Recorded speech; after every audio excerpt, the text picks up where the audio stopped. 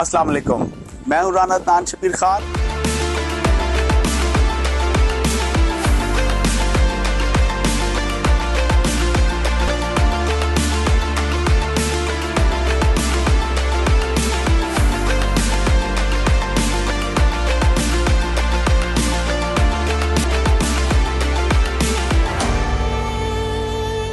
अस्सलाम वालेकुम, मैं हूं राना दान शबीर खान और आप देख रहे हैं नवाए फ़िक्र। आज पाकिस्तान की तारीख की सबसे पहली और मुनफरिद मिनरल समिट का इनेकाद हुआ, जिसको फेडरल मिनिस्टर मुसद्दक मलिक ने लीड किया। इस समिट में बहुत सारे गैर मुल्की सरमायाकारों ने शिरकत की और इसमें दुनिया की बहुत बड़ी बड़ी माइन रिलेटेड जो कंपनीज थी उनके नुमाइंदों ने भी शिरकत की। ये स्पेशल इन्वेस्टमेंट फैसिलिटेशन काउंसिल के चैप्टर्स में से एक चैप्टर है, यानी कि इस काउंसिल ने जिन चीज़ों पर फोकस करना है माइनिंग और मिनरल्स उसमें से एक हैं। चीफ ऑफ आर्मी स्टाफ ने आज इस तकरीब में शिरकत की और ख़िताब भी किया और जिसको आज सारा दिन बहुत पजीराई मिली।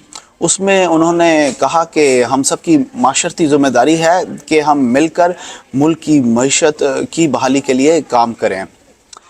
उन्होंने इस चीज़ का अयादा भी किया कि हम इन्वेस्टमेंट फ्रेंडली इन्वायरमेंट और सिस्टम को इंश्योर करेंगे जिसमें आसानी के साथ इन्वेस्टर बग़ैर किसी डिले के अपनी इन्वेस्टमेंट को पाकिस्तान में ला सके और बजाय ये कि वो मुख्तलिफ मिनिस्ट्रीज़ में धक्के खाता फिरे, वो वन विंडो ऑपरेशन हो उसके लिए। अहमद से पूछते हैं कि सबसे पहले हमें ये बताएं कि ये कितनी बड़ी इन्वेस्टमेंट है और इससे हमारे मुल्क को क्या फ़ायदा हो सकता है आने वाले दिनों में। जी अहमद। जी अस्सलाम वालेकुम राना साहब, आज इस्लामाबाद में मिनरल कॉन्फ्रेंस हुई जिसका कल भी हमने जिक्र किया था। मिनरल कॉन्फ्रेंस में जो रेकोडेक के ज़खायर हैं उसकी मालियत बताएगी जो कि हैरानकुन थी। इससे पहले ये मालियत डिस्कस नहीं हुई थी, मुख्तलिफ ज़खायर की बात होती थी कि इतने मिलियन टन। ने बताया कि वज़ीर पेट्रोलियम जो हैं मुसद्दक मलिक, उन्होंने बताया कि जो मट्टी वहाँ से निकलेगी जिससे फिर सोना और कॉपर एक्सट्रैक्ट किया जाएगा और भी धातें शायद हों उसमें, उसकी मालियत, खाली मट्टी की मालियत जो है वो $6 ट्रिलियन है। $6 ट्रिलियन उस मट्टी की मालियत है और वो 47 किलोमीटर लंबी या इतना ही कुछ 40 से ज़्यादा किलोमीटर लंबी एक पट्टी है, कुछ किलोमीटर चौड़ी है। वो पूरी की पूरी भरी हुई है इस पूरे ज़ख़ीरे से। यानी कि कई पहाड़ कह लें कि मुसलसल ऐसे हैं जो सोने और कॉपर के वहाँ पे भरे हुए हैं। उसकी मालियत $6 ट्रिलियन है। ये फिगर इतना बड़ा था कि हैरानकुन भी था। और चीफ आर्मी स्टाफ ने शिरकत की, वज़ीर आज़म ने मिनरल कॉन्फ्रेंस में शिरकत की। 100 ममालिक के इन्वेस्टर जो थे वो इस मिनरल कॉन्फ्रेंस में आए हुए थे। कई मुआहदे और MOU भी साइन हुए। मिनरल में पाकिस्तान बड़े अरसे से राना साहब कोशिश कर रहा है, कोई हमें ये जेमस्टोन के अलावा कोई हमें कोई पकड़ाता ही कुछ नहीं था। हमारे रेकोडेक वाला भी ये पहले हुआ, फिर रुक गया, फिर केसेस हो गए, बड़ा अरसा चलता रहा। अब दोबारा इसको शुरू होना है और इसकी नई फिजिबिलिटी स्टडी हो रही है। $7 बिलियन की इन्वेस्टमेंट है। $3.5 बिलियन 12 गोल्ड जो है कैनेडियन कंपनी वो अपने तौर पे कर रही है, बाकी सऊदी इन्वेस्टर भी आ गए हैं उसमें। और साथ साथ सऊदी अरब पाकिस्तान में ऑयल रिफाइनरी नहीं बल्कि पेट्रोकेमिकल कम्प्लेक्स जिसमें कई रिफाइनरियाँ होती हैं, हर चीज़ रिफाइन होती है, वो पूरा पेट्रोकेमिकल कम्प्लेक्स $10 बिलियन का वो अलहदा लगा रहे हैं। वो इस कॉन्फ्रेंस के अलावा है, वैसे मैं बता रहा हूँ। और इस करने का मकसद ये है कि पाकिस्तान का मुस्तकबिल ताबनाक है अगर अमन रहे और इस मंसूबे को चलता रहने दिया जाए और उधर से चीनी इन्वेस्टमेंट भी आ जाए, तो मेरा नहीं ख्याल कि पॉलिटिकल हालात जैसे मर्जी हों ये मुल्क तरक्की ही करेगा इंशाल्लाह। यहाँ के लोगों की किस्मत खुली रहेगी, अल्लाह करे ऐसा ही हो, और लोगों के लिए रोजगार के वसी मौके भी पैदा हों और कहने के मुल्क की प्रॉस्पेरिटी बेहतर हो। तो ये तो अल्लाह की नेमतें हैं जो अता की हुई हैं, उनको ठीक तरीके से कल्टीवेट कर लेना ही बड़ी बात है। जी राना साहब। आज वज़ीर कानून ने नेशनल असम्बली में एक बिल और पास करवाया जो कि इंटेलिजेंस एजेंसीज के पावर्स को लेकर था, उससे रिलेटेड था। चलते हैं अहमद के पास और उनसे पूछते हैं कि इसकी क्या डिटेल्स क्या हैं उनके पास। जी अहमद।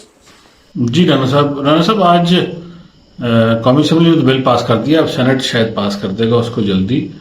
उसमें سیکرٹ ایکٹ کے بارے میں ہے کہ وہ جو ایجنسیز کام کرتی ہیں ان کے حوالے سے ان کو بڑی پروٹیکشن دی گئی ہے. کسی بھی ایجنسی کے نام بندے سیکرٹ ایجنسی انٹیلیجنس ایجنسی کا نام ریویل کرنے والے کو 3 سال قید کی سزا ہے اور شک کی بنیاد پہ کسی کی بھی تلاشی لی جا سکتی ہے, چھاپا مارا جا سکتا ہے. جو تو ہیں کہہ لیں سسپیشیس لوگ وہ تو ٹھیک ہے, جو کہہ لیں کہ اس طرح کے اور لوگ ہیں جو واقعی ایسی کارروائیوں میں ملوث ہوتے ہیں جو ملک دشمن ہیں ان کے لیے بھی ٹھیک ہے.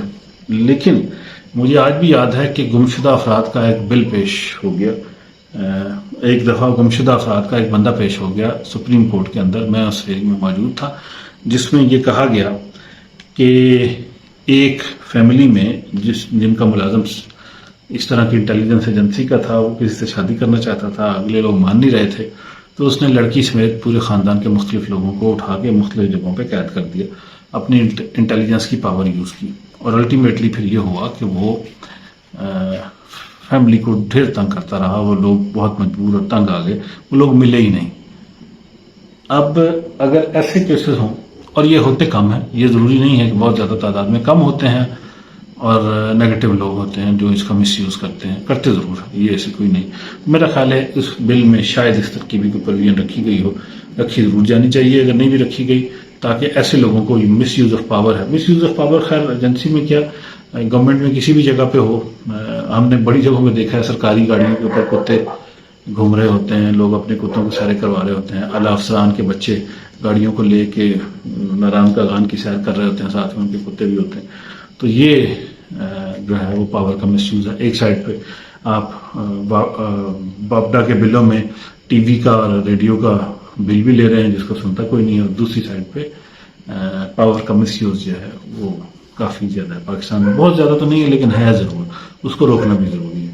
تو عرض کرنے کا مقصد یہ ہے کہ یہ بل بہت ضروری ہے, لیکن اس کا پراپر یوز اور مس یوز سے بچنا, یہ دونوں چیزیں بھی ہیں. میرا ہمیشہ آپ زیادہ اس کی ضرورت پہ آپ زیادہ روشنی ڈال سکتے ہیں. میرا خیال ہے کہ آپ کچھ واقعات آپ ذکر بھی کیا کرتے ہیں کہ کس طریقے سے لوگ نقصان پہنچاتے ہیں اور کس طریقے سے اسے بچنا ضروری ہے. جی رانا صاحب.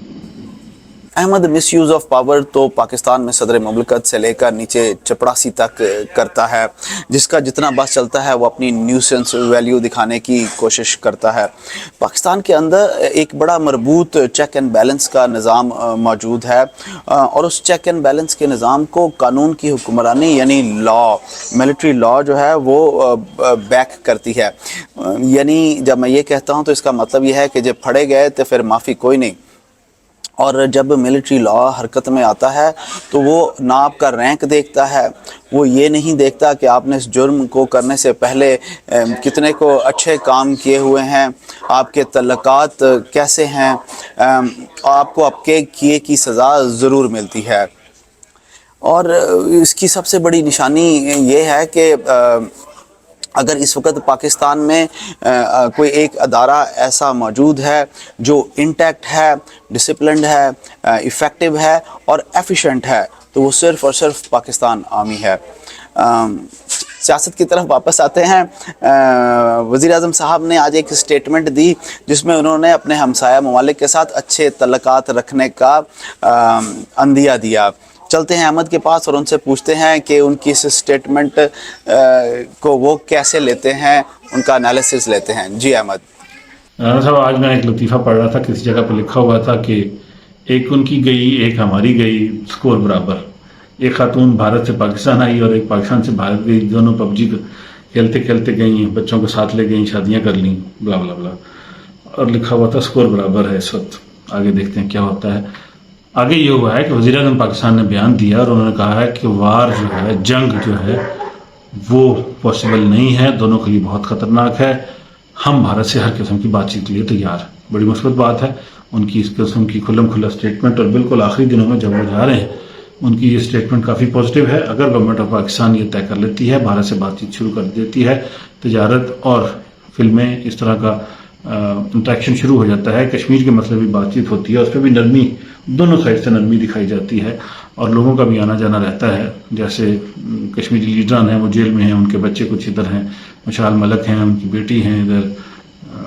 تو یہ ایسے جو ہے لوگ وہ کہہ لیں کہ کشمیر سے بھی اور پاکستان سے بھی آنا جانا بہتر ہو جائے तो दोनों मुल्कों के दरमियान काफ़ी इंप्रूवमेंट हो सकती है। अब ये पॉलिटिकल ना रहा उनका या वाकई इसके पीछे दोनों साइड से एक सेंसिबल मूवमेंट है, इसका तो बाद में पता चलेगा, लेकिन दोनों ममालिक के दरमियान ताल्लुकात में बेहतरी और इक़्तिसादी तौर पे भी बेहतरी आनी चाहिए। और इंडिया को भी चाहिए थोड़ी सी शर्म यहाँ करे, जो हमारे सी पैक के पीछे पड़ा रहता है तो उस पर भी नरमी इख्तियार करे और कश्मीर पे भी नरमी दिखाए। बहुत ज़्यादा सख्ती और मुसलमानों के ऊपर इंडिया ने बहुत तबाही फेर के रखी है। तो मेरा ख्याल है कि इंडिया को भी चाहिए कि थोड़ा सा अकल के नाखुन ले, और पाकिस्तान को भी चाहिए कि नरम रवैया थोड़ा सा शो करें। और वज़ीर-ए-आज़म का बयान भेजा नहीं है, पॉजिटिव बयान है।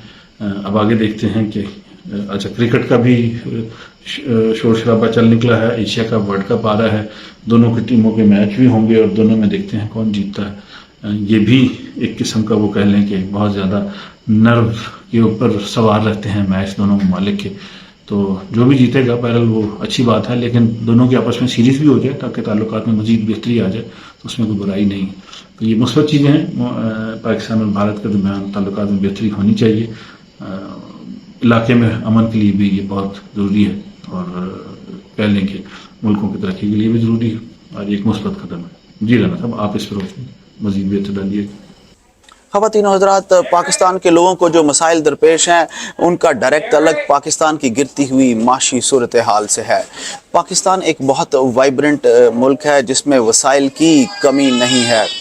पाकिस्तान की तमाम सियासी जमातों को और टॉप लीडरशिप को चाहिए कि वो इस वक्त मिलकर बैठें, अपनी ज़ाती प्रॉब्लम्स को साइड पर रखें और पाकिस्तान का एक माशी रोड मैप बनाएं। इस मुल्क में जो कमज़ोर शोबे हैं उनको आइडेंटिफाई करें और उस रोड मैप में उनको मेंशन करें कि जनाब अगले 5 साल, 10 साल, 15 साल या 20 सालों में उनको अपलिफ्ट वो कैसे करेंगे।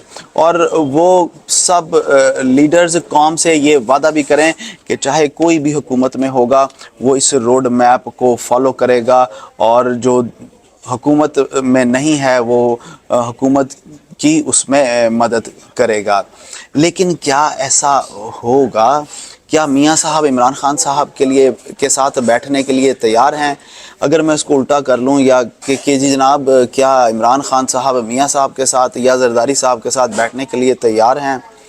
क्या चार्टर ऑफ इकॉनमी के लिए ये अपनी अनाओं के बुत एक साइड पर रखने के लिए तैयार हैं?